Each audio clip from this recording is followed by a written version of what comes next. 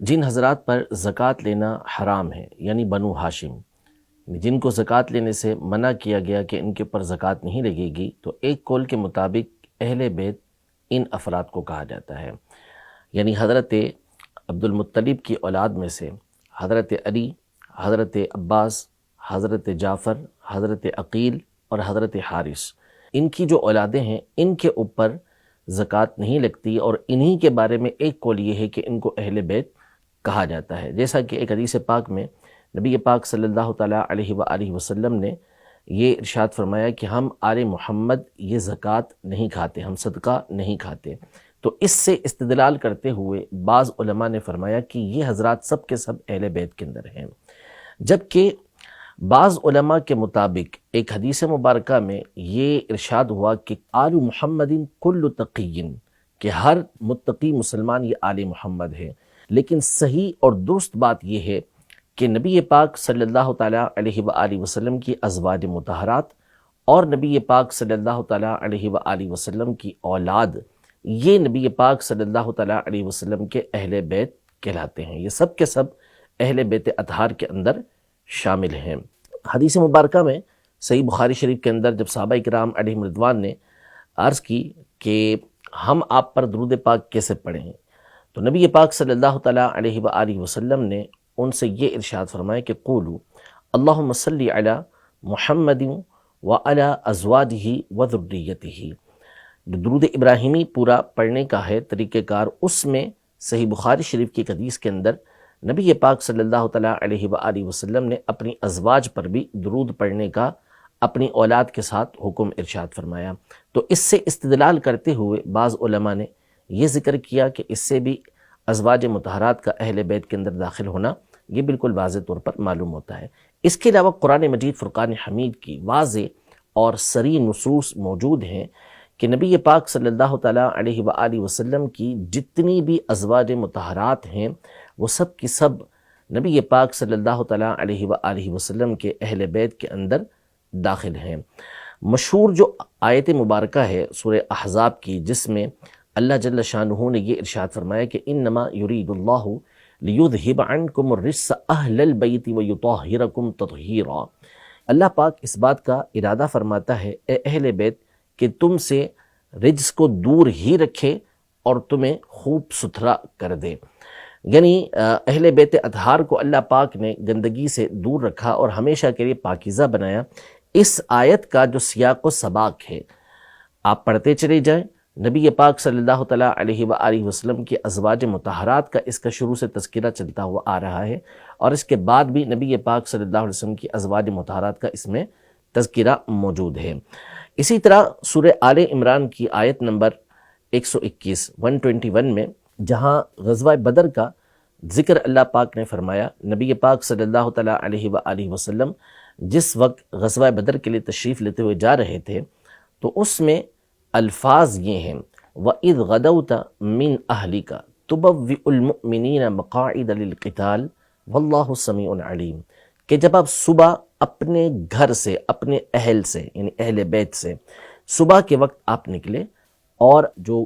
لشکر تھے، جو لڑنے والے تھے، ان کو، مومنوں کو آپ لڑنے کی جگہ پر بٹھاتے رہے۔ واقعہ تو تفسیری ہے، اس میں جو استدلال ہے وہ یہ ہے کہ یہاں یہ ذکر کیا گیا ہے کہ نبی پاک صلی اللہ تعالیٰ علیہ وآلہ وسلم اپنے اہل سے صبح کے وقت غزوہ بدر کے لیے تشریف لے کر گئے۔ یہاں اہل کا لفظ استعمال ہوا جس کو اہل بیت کہا جاتا ہے، اور واضح طور پر یہ آیت مبارکہ اس وقت نازل ہوئی کہ جب حضرت عائشہ رضی اللہ تعالیٰ عنہا کے گھر سے نبی پاک صلی اللہ تعالیٰ علیہ وآلہ وسلم یہ غزوہ بدر کے لیے تشریف لے کر گئے۔ صحیح بخاری شریف کی حدیث مبارکہ موجود ہے، سیدہ عائشہ رضی اللہ تعالیٰ عنہا یہ ارشاد فرماتی ہیں کہ آل محمد 2 مہینے تک جو روٹی ہوتی تھی وہ بھی سیر ہو کے نہیں کھاتے تھے، اور ایک روایت کے اندر ہے کہ آل محمد ان کے 3 چاند گزر جاتے تھے اور چولہا نہیں جلتا تھا، آگ نہیں جلتی تھی ان کے گھر کے اندر۔ تو یہاں آل محمد کا جو ذکر ہے وہ نبی پاک صلی اللہ تعالیٰ علیہ وآلہ وسلم کی ازواج مطہرات کے لیے ہے، اور یہ عقل سے بھی بات ثابت ہے کہ جو گھر کی خواتین ہوتی ہیں، بیویاں ہوتی ہیں، ظاہر وہ گھر کے افراد ہی ہوتے ہیں، اور اسی طرح جو اولاد ہوتی ہے وہ گھر کے افراد ہی ہوتے ہیں۔ تو یہ وہ حضرات ہیں کہ جن کا اہل بیت سے ہونا بالکل واضح ہے۔ البتہ چند ہستیاں اور ہیں جن کو اعزاز کے طور پر نبی پاک صلی اللہ تعالیٰ علیہ وآلہ وسلم نے اہل بیت اطہار کے اندر شامل فرمایا، جن میں سر فہرست نام سیدنا علی المرتضیٰ کرم اللہ تعالیٰ وجہہ الکریم کا ہے کہ جب یہ آیت مبارکہ نازل ہوئی، نبی پاک صلی اللہ تعالیٰ علیہ وآلہ وسلم نے حضرت سیدہ فاطمہ زہرا رضی اللہ تعالیٰ عنہا، حضرت سیدنا امام حسن، سیدنا امام حسین اور مولا کائنات مولا مشکل کشا حضرت علی المرتضیٰ کرم اللہ تعالیٰ وجہہ الکریم کو اپنے ساتھ ایک چادر میں دیا اور اللہ پاک کی بارگاہ میں یہ عرض کی کہ یا اللہ عز و جل یہ میرے اہل بیت ہیں۔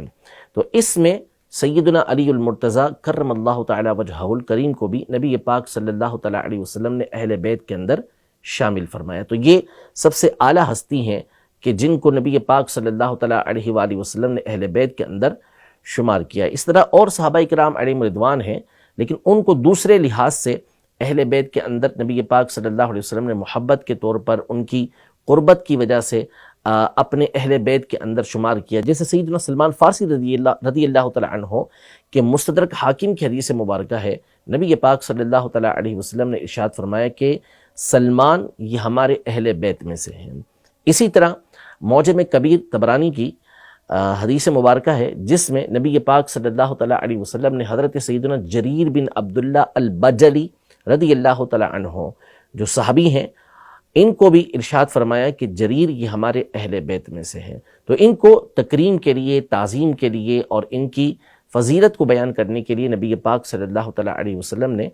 اہل بیت کے اندر یہ شمار کیا، ورنہ حقیقی اعتبار سے ازواج مطہرات